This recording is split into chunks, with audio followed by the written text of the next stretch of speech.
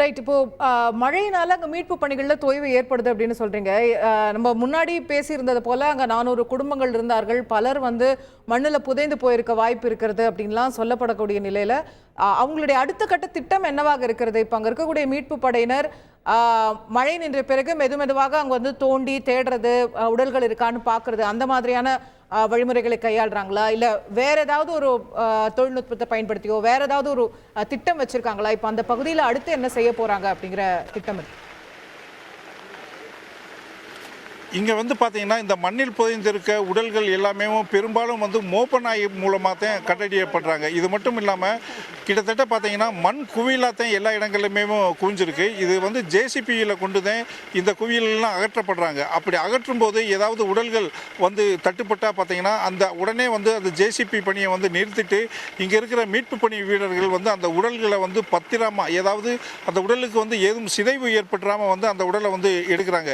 இதோடு மட்டும் இல்லாமல் இந்த ஆற்றுப்படுகையில் பார்த்தீங்கன்னா உடல்கள் அடித்து செல்லும் போது ஒவ்வொரு மனித உயிர்களின் பாகங்கள் பூராமே தனித்தனியாக பிரிஞ்சு போன பாகங்கள்லாம் நிறைய கிடைச்சிருக்கு. அதனால் பார்த்தீங்கன்னா இங்கே எத்தனை பேர் இறந்துருக்காங்க அப்படிங்கிற ஒரு கணக்கு இருந்தாலுமே பார்த்தீங்கன்னா இன்னும் எத்தனை பேர் இறந்து இருக்கக்கூடும் அப்படிங்கிறதுல அரசுக்கே ஒரு பெரிய சந்தேகமாக இருக்குது. ஏன்னா பார்த்தீங்கன்னா புதைந்திருக்கிறவர்கள் எல்லோருமே காணாமல் போனவர்கள் லிஸ்ட்டில் கொண்டு வரப்படுவாங்க. அது மட்டும் இல்லாமல் புதைந்தவர்களை மீட்பு பணி அப்படிங்கிறது மிக சிரமமாக இருக்கும். ஏன்னா கிட்டத்தட்ட பார்த்தீங்கன்னா ஒரு 10-15 அடிக்கு கீழே எல்லாருமே புதைந்திருந்தாங்கன்னா அவங்கள மீட்டுறதுல பெரும் சிரமம் ஏற்படும் அப்படின்னு சொல்லிட்டு தெரிய வருது.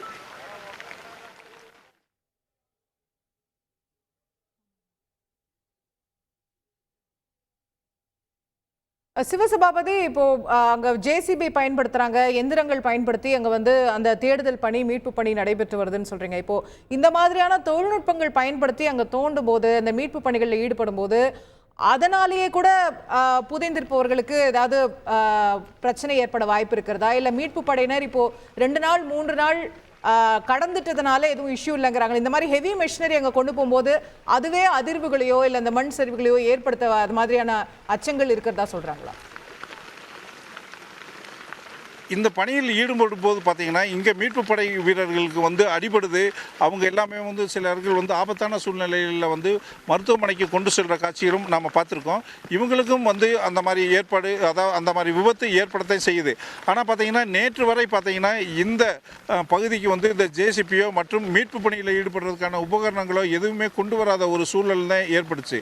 இந்த ஆற்றில் தண்ணீர் கொஞ்சம் குறைஞ்சதுனால இராணுவம் வந்த பிறகு தற்காலிகமாக, அதாவது இந்த மீட்பு பணி வீரர்கள் மட்டும் செல்லக்கூடிய ஒரு தற்காலிகமாக பாலம் அமைக்கப்படுறதுனால தான் இவங்க எல்லாம் உள்ளே வந்திருக்காங்க.